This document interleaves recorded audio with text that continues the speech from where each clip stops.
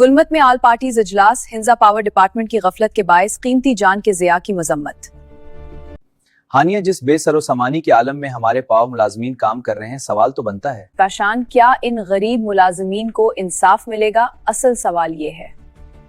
عوامی اور سیاسی حلقوں کی تشویش اور مطالبات اس رپورٹ میں۔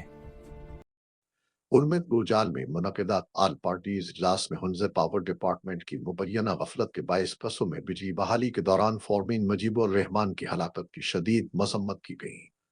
اجلاس میں مختلف سیاسی جماعتوں، سول سوسائٹی اور نوجوانوں کے نمائندگان نے شرکت کی۔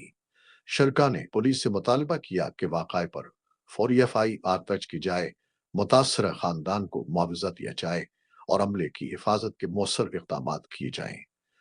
اجلاس میں ہنزا انتظامیہ کو 4 دن کی مہلت دیتے ہوئے خبردار کیا گیا کہ مطالبات پر عمل نہ ہونے کی صورت میں اسسٹنٹ کمشنر کے دفتر کو تالا بند کیا جائے گا۔